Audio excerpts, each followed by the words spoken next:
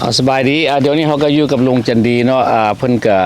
มาที่อเมริกาพุ่นแหละมาจากพอร์ตแลนด์ออริกอนมาตั้งหลักตั้งฐานแบบที่ว่าใช้ชีวิตแบบบ้านปลายของเพิ่นเพิ่นก็อยู่พุ่นก็หลายปีบัดนี้ก็ได้บ้านแล้ว50 ปีแล้วลุงจันดีอยู่แถวบ้านนายางตัวว่าก็ได้แถวบ้านนายางเมืองนาไซทองอันนี้ก็มาเยี่ยมดามสามข้าวเพิ่นอันนี้ก็บ้านเพิ่นแถวอ้อมข้างอ้อมแอวเพิ่นนี่ก็สิเป็นเฮือนเป็นซานเพิ่นแล้วเนาะจักหน่อยก็สิเป็นบ้านจัดสรรแถวๆนี่แหละออกไปนี่ก็ถึกทางบ้านนายางกันนั่นทางบ้านนายางโอ้สถานที่เหมาะสมหลายเด้อก็อย่างว่าเพิ่นก็เที่ยวไปเที่ยวมาอยู่ดอกแล้วก็ได้เพิ่นก็บ่ได้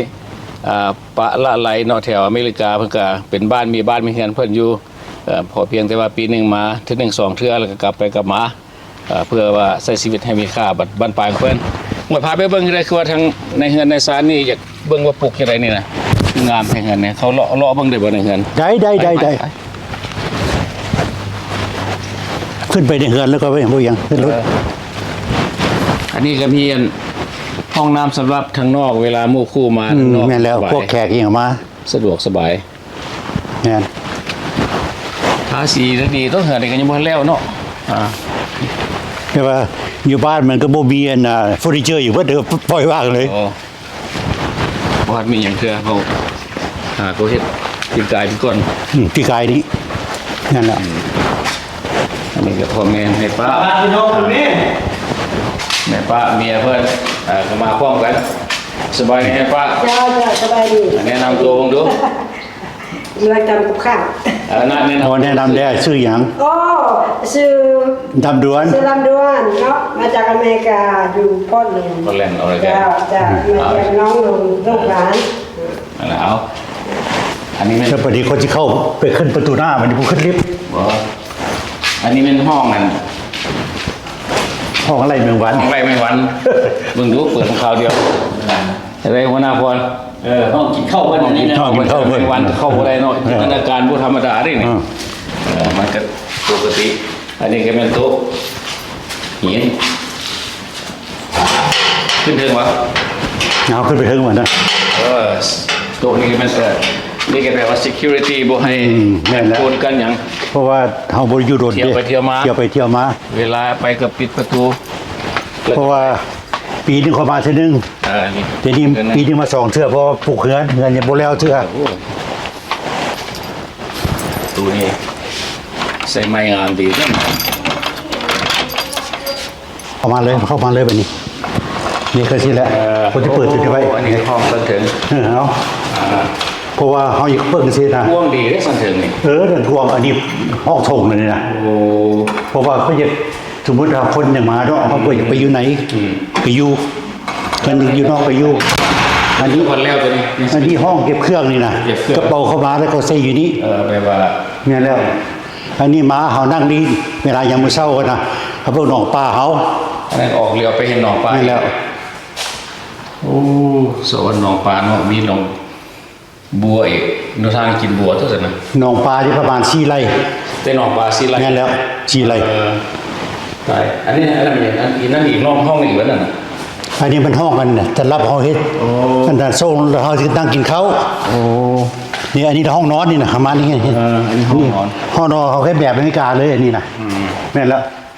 นี่ได้ก็สิเสร็จแล้วเป็นอย่างบ่แล้วเทื่ออันนี้เป็นห้องน้ำอันนี้เขาเชียร์เซดินกระโรบ่นี่นะเขาเอาป่ายางกบซื่อแม่นแล้วแม่นแล้วอันนี้ห้องนอน Master bedroom ก็ว่าแม่นเนาะแม่นโอ้ไป3ห้อง Master bedroom หมดโอ้คักๆไปสะดวกสบายนี่ห้องนี้มากหลายเด้ออันนี้ก็เขาสิสลงสิอยู่นี่ยามมีซุ้มเซลหรือว่ามีเฮ็ดงานอะไรนึงคือว่าสุดยอดเลยนี่เนาะอันนี้ทางนี้เป็นห้องครัวอยู่ถึงโอ้มีพระพุทธรูปอีกน้ำเขาเจ้าออกมาให้ค่อยตอนขึ้นบ้านใหม่นะโอ้เดี๋ยวบนห้องผมนี่ขึ้นเดี๋ยวนี่มันมี3ห้องนี่ที่ห้องนอนปะอันนี้ห้องนอนกันเข้ามารถยังไม่เคยอยู่หรือว่าบ่มีใครอยู่ที่ปล่อยใช่แหละอันนี้คือแต่โลกนี้มันอ่อนตีดีเนาะเพราะว่ายังโลกอันนี้อยู่เขาแบบอยู่อเมริกาเขาห้องกันนะฮาร์ดแฟลงนี่ฮาร์ดแฟลงแต่ว่าเอาอย่างสักมันอ่อนดีเนาะอ่อนดีแต่ว่ามันยังบ่แล้วเทื่อแปลงการดีไซน์แบบเดียวกันแบบเดียวกันเบิดเลย3ห้องดีไซน์แบบเดียวกันเลย โอ้ แต่ว่าก็สิเพชรท้องนาอยู่บ่แล้ว ใช้เวลา แม่น โอ้ อันนี้ก็ ก็อีก ห้องนอนอีกก็นึงคือกันนั่นแหละ 4 ห้องคือ3 ห้อง 3 ห้อง 3 ห้อง แม่นแหละอันนี้ก็ ห้องบักใหญ่ นี่เข้าไปรถโอ้ เนี่ย ก็แบบเดียวเจ้า ก็แบบเดียวกันหมด ไม่ใช่กันหมด แม่น ใกล้ห้องนึงก็ได้นะ แม่น เออ อันนี้พุทธเดชเขาจะไปยาวเขาให้นอนอยู่หั่น ตัวนั้น โอ้ย ทำแล้วมันก็ แม่ มันก็เป็นอย่างปกติใช่ไหม แม่ ง่ายๆเดี๋ยวมันมี แม่ ลูกฟูมา อันนี้ เมื่อหลี ห้องนอนนี่จะรับแขกเขามานั่งนี่นะเข้าไปที่เลย น้ำนี่ แม่นแล้ว เจ้าเห็นแบบเมืองนอกเลยตัวทุกอย่างนี่แบบว่า คล้ายๆใช่แหละ มีแต่หน้ามีสกรีนบ่ให้ แม่น บ่ให้มุดหรือว่ายุงเข้ามา แต่ฝาดีจะเข้ามาของเพิ่นดิ แต่ละห้องก็มี แม่น ใส่น้ำร้อนอุ่ ใส่น้ำร้อน เนี่ยโอ้ อันนี้มาของเพิ่นดิเฮ็ดอันดิกระโรเลย เป็นกะโหลกเลยก่อน แม่นแล้วยังบ่แล้วเทื่อซับดีแหละแต่ดิกระโรเพิ่น ได้เรื่อง แต่ตัวนี้สมมุติเราจะเฮ็ดต้มข้าวต้มน้ำอ่ะนะอันนี้ห้องครัวอยู่เทิงเข้าไปรถเบื้องรถ โอ้ใส่แต่กะโหลกเรียบร้อยเลย แน่นมีแต่พื้นซื่อ โอ้อันนี้เป็นว่าเขาอยากเอาเฮ็ด ๆจะได้เอาตัวแค่ไปเน็ตไปใส่อยู่นี่ เอาของพร้อมเลยผมยมกินปลาไว้ในเฮ็ดจัดงาน แม่แล้ว เฮ็ดบุ๊ก สมมุติเฮามาเนาะคนหลายก็เฮ็ดอยู่นี่เลย แบบอาหารประเภทน้อย แน่น จับเลย แน่นเนาะ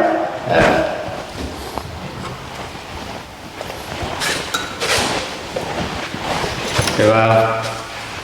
วินโดว์นี่เนาะหรือว่าหน้าต่างนี่แปลว่าใส่ อันนี้มันคล้ายๆกับแบบอเมริกาเลยที่ออกมาดีเด้ อันนี้ ก็เปิดออกเลยดิ สไลดิ้งโดไปเลย โอ้ตัวดิ ปึ๊บ เห็นไหม เอาตัว ไม่ออก ใหญ่ มันจะเลย สไลดิ้งโด ใช่ ใช่ ไหม ป่ะ อะไรดอดแม่นเบิดทุกอย่างนี่ โอ้ปิดนี่แล้วก็มี เอาก็ไปล็อกอยู่นี่คล้ายๆกับบ้านอเมริกาเนี่ย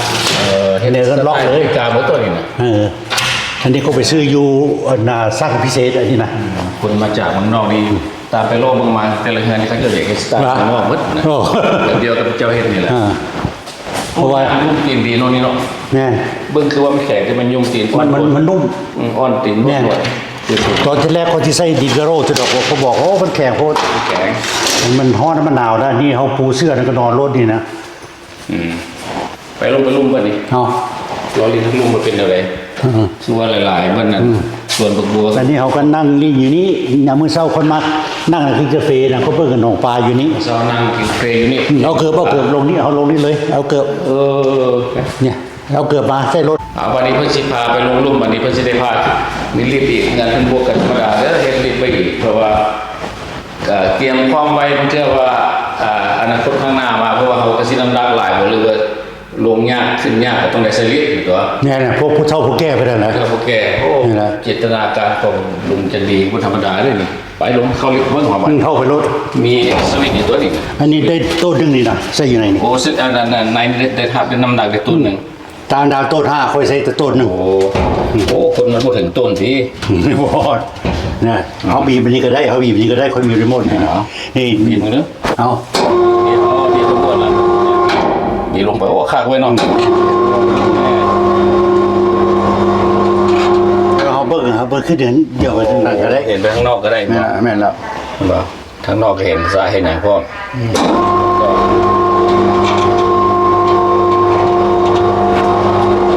แบบ นี่ก็บีบไปว่าบีบขึ้นบีบลงอยู่ในตัว แม่นแล้ว แต่ว่าอันนี้ใครเอาอยู่ถึงนะมันมีอันเดียวต้องลงมันลง สร้างเห็นเราเจ้ากันเลยเนาะ แต่บัดนี้หาเลาะตามคลองตัวนั้นบัดนี้นะ อันนี้ก็เป็นแบบทักหลัก แบบการขโมย การขโมย นั่นแล้ว การไปที่กูแก้ แต่ว่าสายไฟเขาก็ต่อยังบ่ได้เอาเชื่อ มาข้างนอกเบิ่งบานนี่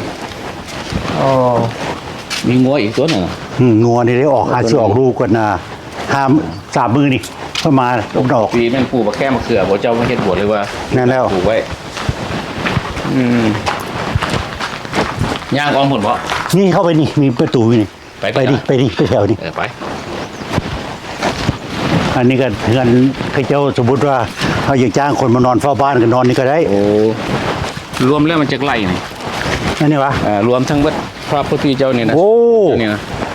แต่คืออันนี้2ไร่ไปนี่นะ แต่งานนี้2ไร่ไป แล้วอันนั้นอยู่หนองปลาค่อย4ไร่ โอ้6ไร่ไปเลยสิ นะ แล้ว โอ้มากหลายแต่ในส่วนหนองเจ้าเนาะปลาเอาได้ปลาพวกหลายๆได้นี่ มีปลาเดียวมันเอามันบ่ได้มันสลัดโพด โอ้สลัดบ่ได้ตึกเบ็ดตึกอย่างแบบ ตึกมันบ่ขีด บ่กินวะ เขาบ่เข้าไป อันนี้เลือกบ่สุสาน อันนี้ประมาณนั่น6เมตร ผมแม่นเหรอ แม่ได้อยู่นี่6เมตรนี่จะเบิ่งหน้าดินเนี่ยนั่นแหละ โอ้เลือกตัวสินะ นี่น้ำขึ้น เบิ่ง จำนี่ เบิ่งทางหลังนี่แปลว่า แม่นแล้ว เล็กน้อยสำเร็จก็รู้จัก อันนี้ดีกับดินพ่อกับดินบุญเถือนแต่แบ่งให้น้อง อันนี้ไม่อย่างเช่นแบบว่า อ้าวสูนน้ำมันไหลแต่มันไหลเอง โอ้ตัวนี้น้ำเต็ม เขาห้องโอเวอร์โฟลว์นะ โอ้ แต่ว่ามันค่อยมี3ท่อก็จะมันท่วมดิ โอ้หนึ่งอยู่นี่สองสามอยู่พูดนั่นบอก มี3หู อันนี้เริ่มปลูกบักเผาตัวสินะปลูกบักเผาใส่ไว้มันสิจับกันหน้าดินไว้ได้ดีที่บักเผาแบบนี้ ที่ปลูกมะพร้าวเดี๋ยวนี่ค่อยมาจะไม่ไหม้อย่างบนได้ปลูกติดเชื้อ โอ้หนองนี่อยากกินบักบัวก็ได้กินตัวยำเป็น ได้กิน เป็นนายทางเลย เสร็จแล้วเขาอยู่บ้านนอกกันเสร็จแล้วอาชีพเขาก็ได้ ไปเพิ่นสิพาย่างเลาะเบิ่งในสวนเพิ่นรวมแล้วมี6เฮกตาร์ไปตัวรวมแล้วเนาะอันสำหรับของเจ้านี่นะตั้งเงินก็2แล้วเงินก็2เฮกตาร์ไปแล้ว อันนี้เด้มันมีโอเวอร์โฟลว์อยู่ตรงนี้ฮอตจับให้ดินเลย โอ้จับขี้ดินเลยมันนี่ เขาปล่อยที่แมวแห้งมันนี่นะ โอ้ แต่เฉพาะตัวน้ำลบน้ำมันลดซื่อได้ตัวแจที่อีกมีอันนึงอีก เจ้าบ่ได้มาตึกเบ็ดอยู่นี่หรอบ่ได้ว่าปลาบ่กินวะ เขาให้ตั้มตัวอย่างจันนั่นแหละ เฮ็ดจันทร์ใส่ จะว่ามันสลัดโพด สลัดโทษปลาก็เริ่มสลัดเลย แม่นปลาสลัดหลาย โอ้น้ำนี่เนาะ น้ำบ่แห้งยักเสือนี่นะ ตายยามแรงก็บ่แห้ง นี่เด้เขาให้จัดนี่เด้ เขาห้องจันทร์บ่นี่ 6-7 อันนี่แถวนี้นะ ที่นี่เป็นจันทร์บ่ ตัวจัดนั่นนะ โอ้แล้วมายามมันได้ปลา แม่นใช่ปลานั่นน่ะมันเอาปลาดุกคนแหละเนี่ยเขาเห็นจริงที่เขาต่อไปใช่นะนี่ตัวนี้ก็จัดเหมือนกันตัวนี้ก็ได้ จันทร์เอาปลา แม่นแล้ว เขาห้องจันทร์ยามมื้อเช้ายามเอาอะ เนื้อเขาว่าเ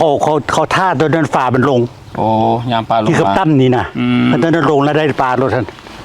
ลั่นกึบไปแล้ววะ หึ มันลั่นเต็บลงวะ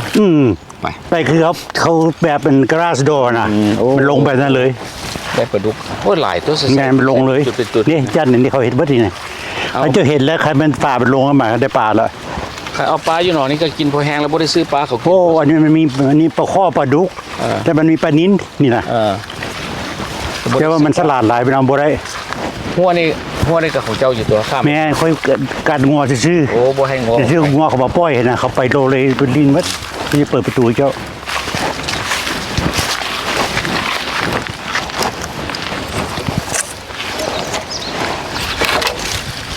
เอาเลย อยู่แบบชีวิตง่ายๆเนาะเดี๋ยวเนาะ แม่นด้วยธรรมชาติแท้แหละ ชาติ จะมาคันค่อยมามีเวลาเนี่ยเขาสิมาเขามาเฮ็ดหนองปลาเลี้ยงปลานี่นะแต่นี่ยังบ่แล้วเชื่อกันยังบ่แล้วยังหนองปลายังบ่แล้วคือกัน แต่ว่าบำนาญแล้วก็บัดสุดท้ายก็มาอยู่บ้านเขาเนาะ จะเสร็จแล้ว แต่ว่า อยู่คู่หลายคนละมาก็ได้ แม่นมันก็มียามพี่ยามน้องเขาเด้อ โดนๆก็กลับไปเท่านึงกลับ แม่น คือว่ายามหนาวสิก็เขาก็มาเมืองลาวพี่ แม่นยามหนาวเข้ามา เพราะว่ามันอากาศดีอยู่บ้านเขาก็ว่า แม่นนี่ดินค่อยไปนี่ทางหัวเป็นนี่เด้แดนนั่นน่ะ อันนี้ก็เป็นแดนแล้วนี่ แดนค่อยเดนเป็นจำตัวนั้นเลย หัวน่ะเด้ อันนั้นมันงัวเข้าแล้วคนละล่อไว้เดนน้ำนี่เดนมันแร่ตลอดเลย น้ำออกจาก เนี่ยน้ำออกบ่อยมันไหลนี่ น้ำออกบ่อจากไงวะถ้ามันไหลแล้วมันก็ล้นไปฮะ แม่นคันตัวนั้นนะคันโตท่อนะ อ่า คันฝนตัวแข้งไหลมันออกตัวนั้น ออกตัวนั้น แต่ธรรมดาเดี๋ยวมันออกตลอดเลยนี่น้ำนี่ โอ้เห็ดคักเว้ยเนาะ นั่นน่ะน้ำมันใสอยู่นี่นะ น้ำมันใสดี แน่นแล้ว โบยน้ำใสเท่าไหร่โอ้ขันยามฝนนี่มันน้ำมุดเต็มทีวะนี่ยาม โอ้ยคันโมมีท่อมันก็พี่แล้วเต็มเบิดนี่นะ เต็มมืดเลย แน่นแล้ว มันออก2-3บ่อนมันไหลทันอยู่ได้อยู่ได้จากทั้งหลังบ้านเขาก็ได้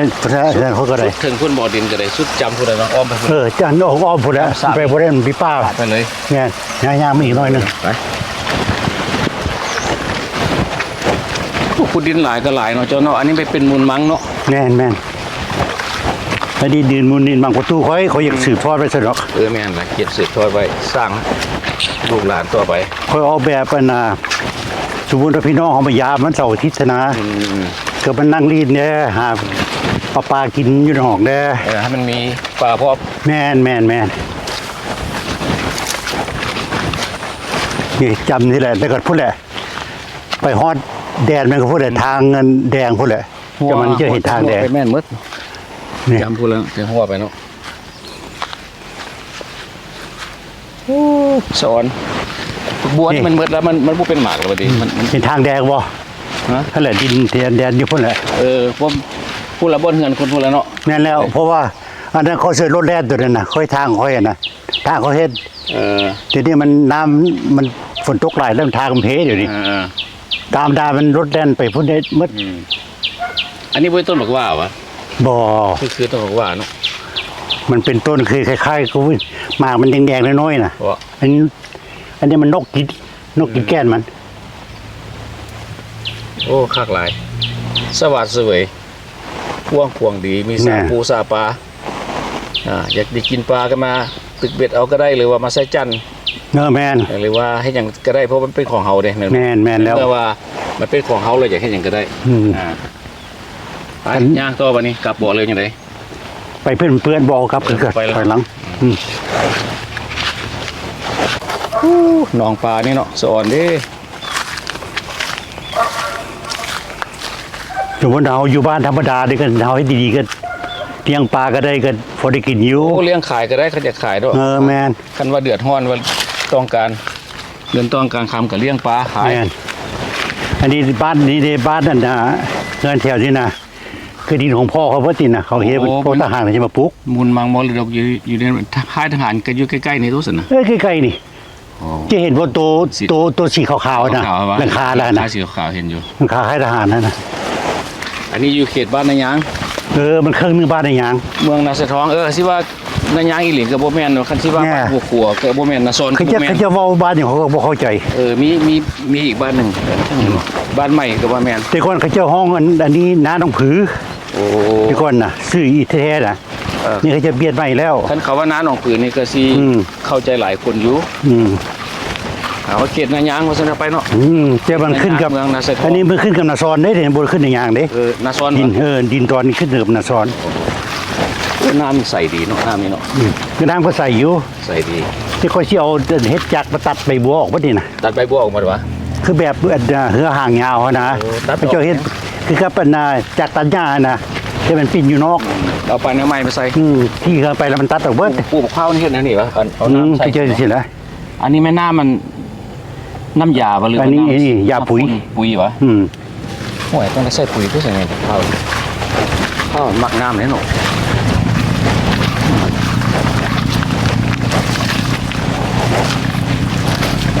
ตึกเบ็ดตัวนี้ นี่ว่าอันนี้บนตึกเบียดวะ มันตึกเบ็ด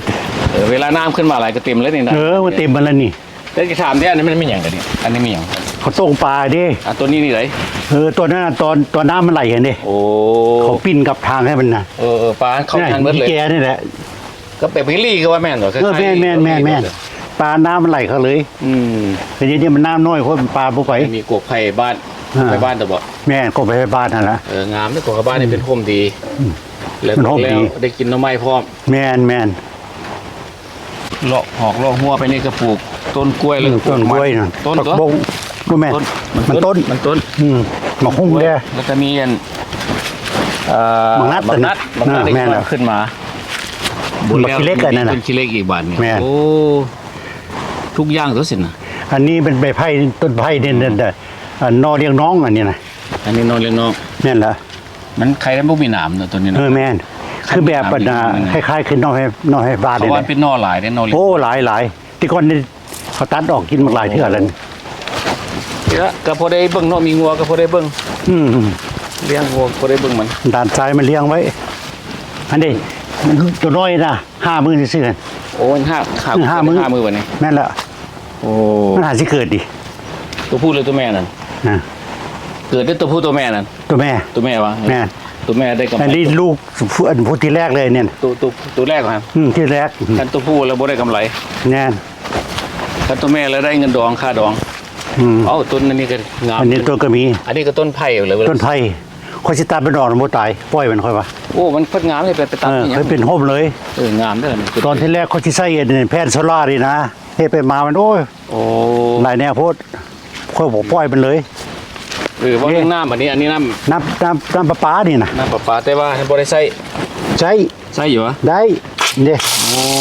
มันออกจากทางใหญ่เลยนี่ ไป อันนี้น้ำบาดาลเขาน่ะ ตัวนี้ แต่จากมันตาย แต่ว่าจักดูดมันตายปั้มมันตาย ปั๊บมันตาย มันไหม่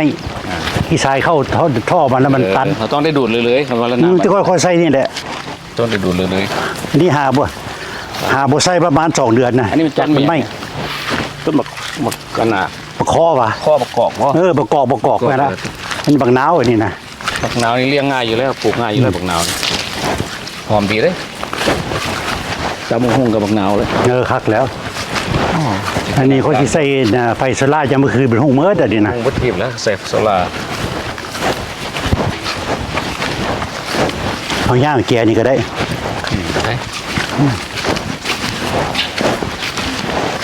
ส่วนนี้ก็ของเจ้ามาตัวนี่นะทางเข้าก็ เข้านี้ ห่วงเราจะเฮ็ดเนาะเฮ็ดเป็นทางลงไปอย่างสำหรับเอาเรือลงมา อันนี้ทางเขาต่ำตอนนั้นแหละ บาง เขาไปเข้าหนองปลา เทื่อเอาเรืออย่างลงได้ขั้นต่อไปอนาคต โอ้เขาเข้านี่ก็ได้เขาย่างไปข้างนี้ โอ้ได้ปะ ได้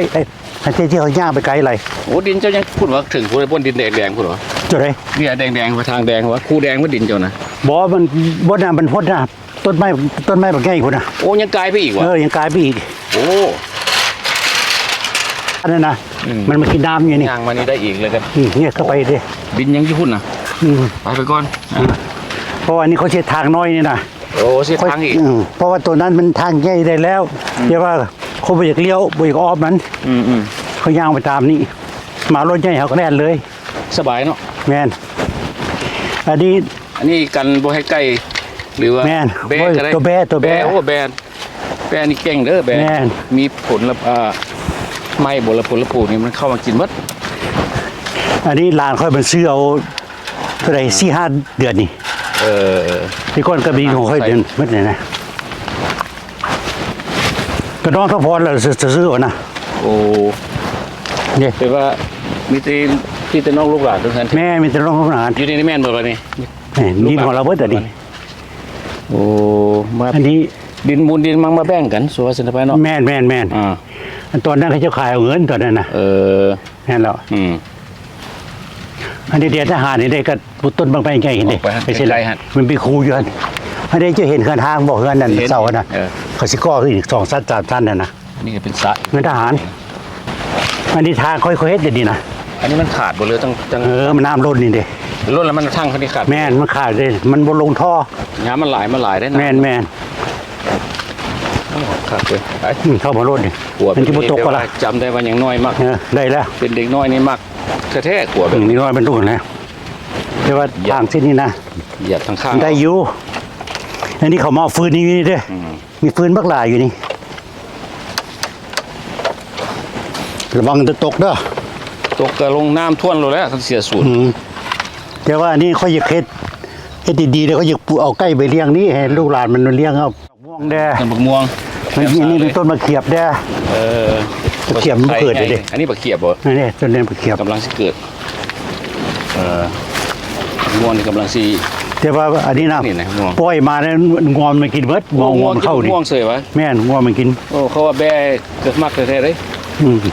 อันนี้ก็ต้นมะเขียบอันนี้หัวข่า ข่า อันนี้ก็หัวสีไข่อ่ะนะ เป็นใคร นั่นแหละ โอ้อันนี้มีโครงการเสียแต่เรื่องนึงเนาะมีก้อนหินอยู่นี่กับที่ซ้าย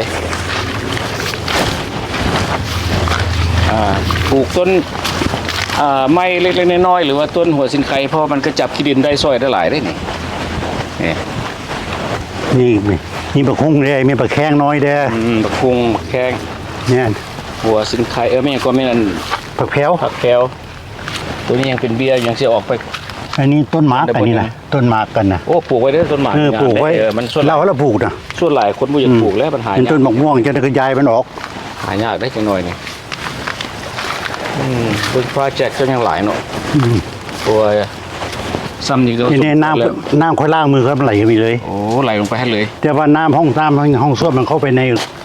พุ่นหัวส้วมหมด แปลว่าหัวส้วมลงพุ่นแต่ว่าน้ำธรรมดาลงไปสาได้ เฮาล้างมืออย่างนี้ บ่เป็นหยัง เนี่ยเข้าอย่างนี้ ที่เหลือจังน้อยตัวนี้ขึ้นมานี่งามขนาดพวกกับ เพราะว่าค่อยปลูกต้นไม้นี่เขาบ่อยากให้ดินมันแย่นะ แม่นแหละต้องอันคันบ่มีต้นไม้ดินแย่เด้ แม่น โอ้นอสะออนนั่นพวกกัน นี่น้ำมันขึ้นรถพี่ได้น่ะ เตยหอม น้ำมันขึ้นรถพี่ได้ฝนตกมาล่ะ โอ้น้ำ เพราะฉะนั้นน่ะมันตอนนั้นสมัยมันได้บ่ทันนั่นน่ะมันออกมา ไม้ใช่หลายๆแดด แม่น มันจับไว้ นี่ก็ลงไปแมตปลายเลย แล้วก็ปลูกเส้นทางอีก เนี่ย แบบหอมเล็กๆน้อยๆปลูกเส้นทางงามตัวเส้นนั้นโหอัตราแก้ว แล้วชีวิตบ้านนอกก็สิล่ะ เอาอย่างอีก ในแบบในเมืองบ่ได้ เอาสุดแล้วสุดยอดเลยแบบหลังจากเขาไปเลาะลิ้นเบิ่งเฮือนเบิ่งซานวิวเฮือนของเพิ่นลักษณะเดียวใดแล้วก็คือเบิ่งเฮือนเบิ่งก็งามแล้วก็ไปเลาะเบิ่งทางอันทั้งสวนเพิ่นแล้วก็ทางอันสระปูสระปลาเพิ่นก็ถือว่าก็บ่ธรรมดาเนาะก็สวยงดงามเพิ่นก็มาอยู่พี่ก็เที่ยวไปเที่ยวมาฉะนั้นบัดนี้เฮาก็อยากถามเพิ่นว่าคิดจังได๋เพิ่นจึงว่าบำนาญแล้วอยากมาอยู่ลาวมาเที่ยวไปเที่ยวมาขออนุญาตเพราะว่าในป้านี่เพิ่นเกิดอยู่ลาวแล้ววันนี้สมัยก่อนหันเพิ่นก็เรียนภาษาอังกฤษแล้วก็อยู่ครอบครัวเพิ่นหันเว้าทางอังกฤษแล้วก็เวียนตะกี้เพิ่นเป็นนั้นก็จังว่าเพิ่นเว้ายากขออนุญาตแต่บางครั้งมันก็เว้าลาวใช่ว่าบ่เก่งปานใดครับ บ่อยากบอกผิดเนาะ providing that my physical condition is good because my nerve and my muscles they don't speak together. So if I do well, I would love to come back because the nephews and nieces are here, and of course his sisters are here. So anyway, that's why I like to come and visit. Physically, if it's good, I can travel because it takes 2 full days to get to this country. If it's cold like back home, then it makes it hard. But if it's warmer, it'll be better. But once again, when it's too hot, then I can't handle it. So you when the weather is like winter time over there, so you make a plan to come over here. Right. Winter, I will come here. Winter. Yes, and then go back home in summer because summer over there is much better. Be So able you come to. here. You come here like twice a year. Yeah, well, this year we can visit the second time because of the house is not completed. It's not totally completed. It's livable, but it's not the way I want it. Okay. Either you make it right or I don't do halfway. It looks like you have a lot of work left over. Yes, it's so much. Yes, there's so much left over. People left, with a lot of work to be done. Yeah, so we still have to do a lot of work. เป็นยังไงลุงบัดนี้คือว่าขึ้นจังไดจะจงอยากมาอยู่เมืองลาวนี่ โอ้มันเดี๋ยวนี้เขาก็เท่าแล้วนี่เลยหนีจากเมืองหนาวแท้มาอยู่บ้านเขาเพราะว่าอยู่บ้านอเมริกามันก็พี่น้องบ่คือเมืองลาวนะมันบ่โปรกับยาคนไปสิเห็นในคนต่างประเทศคนลาวเขาบ่มี ไปอยู่เพิ่นก็หลายปีว่าเจ้าก็ได้ 50 กว่าปีแล้ว 50 กว่าปี นั่นแล้วแต่บัดนี้อยากมาหายามพี่น้องนะมายามลูกยามหลานได้เป็นบางที่เขามาปีนึงเขามาเทื่อนึงหรือว่าปีนึงเขามา2เทื่อจังซี่แหละ เราไปมา3 เดือน แบบอากาศขึ้นกับ เนี่ยอากาศมันเปลี่ยน จ้ะ แล้วเมียค่อยแล้วเราอยู่อากาศหนาวบ่ได้ตัวเจ็บโต โอ้ แต่คล้ายๆเป็นประดกนี่นะเส้นนั้นนะ ก็สังเกตแล้วเนาะมันเพราะว่าเฮ็ แค่ ด ปานนี้ค่อยมานี้เพราะว่าดินพ่อของค่อยอยากจะสืบทอดว่าให้ลูกหลานมาหาปูหาปลาช่วยกันรักษาไว้ บ่อยากขายพวกนี้ เนี่ย ไป มูลหลาย ไว้มูลหลายแน่ นั่นแหละ เดี๋ยวนี้อายุเท่าไหร่แล้วเดี๋ยวนี้ ฮะ อายุเท่าไหร่แล้ว ดีๆเขา81 ปี 81 ปี แม่นแล้ว โอ้อันเฮารู้สึกว่าอยู่ลาวเฮานี่เนาะเฮาก็เที่ยวไปเที่ยวมาก็ปีนึงเทื่อนึงหรือ2เทื่อคือกับลุงนั่นแหละเฮารู้สึกว่าเห็นคนต่างประเทศคือคนมีการมาอยู่หลายเนาะ จ้ะ เขาจะแบบว่าคล้ายๆกับพวกเฮานี่นะแบบว่ามาปลูกเงินพอได้อยู่บางคนก็ปลูกน้อยๆบางคนก็ปลูกใหญ่สุดแล้วแต่ว่าสถาน แล้ กาว รณ์ แต่เขามีเงินหลายเงินน้อย มันเว้ากันบ่ได้เนาะสุด จ้ะ แล้ว จ้ะ เนาะคือกัน จ้ะ ฉะนั้นก็ ก็ ก็ไปที่ปลูกเฮือนหลังใหญ่เพราะว่าถ้าหามีเวลาเนาะสิเอาลูกหลานมาสุมกันมันเสาร์อาทิตย์กันนะไม่ค่อยมาเป็นหาคนคิดแบบนี้ คือสมมุติว่าเงินเรามีปลูกไปสิหั่นเรื่องใส่ซื้อ คนอยู่ลาวหรือใส่ซื่อเนี่ยอะไรเขาบ่เกี่ยวบ่สนใจบ่ ชื่อน้องค่อย ซื่อน้องเจ้า แล้วเขาบ่มีเส้น น้องกับหลาน น้องกับหลาน ไอ้พ่อน่ะ ซื่อ แม่เรากับเรา ใส่ ซึ่ ซื่ ง อ ว่าเขาเป็น เป็นสัน ดินบุญนางนอกเขาก็บ่มีสิทธิ์ บ่มีสิทธิ์อยู่แล้ว นั่นแหละถ้าพรก็มีส่วนร่วม ซื้อของแม่กันลูกชาย เขาก็เห็นหลายที่ว่าหลายคนก็ว่าถ้าหากว่าใส่ซื่อเขาสิบ่ขายเอาว่าซั่นสิแล้วเขาสิแม่นคิดอะไรนะแต่ว่า โอ้ยอันนี้ก็สุดแล้วแต่พี่น้องของเราเนาะมันก็ แต่ บังคับเขาบ่ได้ it depends how honest they are อันมื้อใดสิกลับคืนมานี่สิกลับคืนอเมริกา June first week of จู June ดพุ่นนะ จูนบ่ Yeah ไปโดนบ่นี่ ถ้าลองมาแล้วสุดแล้วสถานการณ์เป็นยังไง มันขึ้นทำไมต้องได้เอายังไงก็ซั่นต้องได้ ก็มันอยากจะลองหน่อยนึงแล้วแล้วมันแล้วก็อยู่ดีขึ้นแม่ เอาดนตรีมาหน่อย พอจะเรียบร้อยแล้วจะพรจะไม่ค่อยอยู่แล้ว เอาเนี่ยนะ Well, the thing when it's complete, just a family, you know, yours is part of family now. So we just kind of have a little celebration to acknowledge, hey, this is the house, it's completed. You know, we want to enjoy our time. Yeah. ดีใจหลายเฮาก็ได้ที่ว่าได้มาพบพ่อที่ว่าพี่น้องมาจากเมืองอเมริกาเนาะก็เลยมาอยู่นี่มันก็เขาก็อยากสืบถามหาว่าผู้ใดมาทางนอกเขาก็อยาก Man, do they like it or not? Yeah, and then you know, you grow up here, you made it good here. You need to respect that. You know, you have to remember where you came from. อยู่ใส่ก็ต้องเป็นคนดี Right. It doesn't matter. You know, you need to respect a human being. Doesn't matter the age, the rich or poor. That should not contribute to the respect. โดยตอนเขาที่คิดตอนที่มาเนี่ยเพราะว่าเขาอยากลองว่าเอาจากอากาศมาอากาศนอนนี่เดือดช่วยเขาหน่อยนึง ช่วยได้บ่ ช่วยได้แปลว่าทุกคนน่ะคำว่าหนาวแล้วมือตีนเราจังหมด โอ้มาพี่แล้วมัน มันงอสิ เลือดมันแล่นได้ดี แม่นแล้ว เซาพวก No, it's the nerve and the muscle don't talk, and so they clinch to my nerve. Yeah, so it's เพราะว่าเวลาเป็นมาคล้ายๆคือเฮาคือตีนใกล้มันงอสินะ yeah, my whole leg, my whole arms, yeah, gone crazy. เพราะฉะนั้นก็ลองมันเขาว่าจะเอาเรามาเบิ่งว่าอากาศมันเปลี่ยนในบ่หรือว่าเราสิดีขึ้นบ่นะเขาบ่ให้เราใส่ยาหลาย มีหยังว่าเพิ่มเติมบ่ว่าเฮาก็มันก็วิดีโอก็ยาวแล้วมีหยังว่าเพิ่มเติมอีกบ่ What do you want to say? บอกว่าเพราะฉะนั้นแล้วกันมาคิดว่าคันนี้เฮาเกิดอยู่นี่เนาะก็อยากมาบ้านเฮาคล้ายๆคือว่ามาผู้จักคนลาวหลายคนนะเฮาก็ไปบ้านเฮาไปบ้านเพิ่นได้เลยเด้ แปลว่าเวลคัมเนาะที่ว่าผู้มายังเวลคั มาม ยาเพิ่น ได้บ้านเฮามันก็บ่คือบ้านเขามาเฮาก็มาบ้านเฮาก็ดีใจเนาะอากาศมันก็ดีแล้วก็you got to learn how to adopt the living changes, you know, it's different, right? You live in America is one thing. If you come here, you need to be aware that it's not in America. You need to be alert about that, yes, to be able to adopt the changes. Learn the culture. And then you need to learn the culture to respect their belief. You know, it doesn't matter what you believe is. This is their country, and you need to learn that. You know, to be able to live in a different country. จะแบบว่าเฮาเกิดอยู่นี่เฮาไปญี่ปุ่นเฮาจะกลับมาคล้ายๆคือแบบว่าเฮาก็ทิ่มบ้านเก่าเฮานะแน่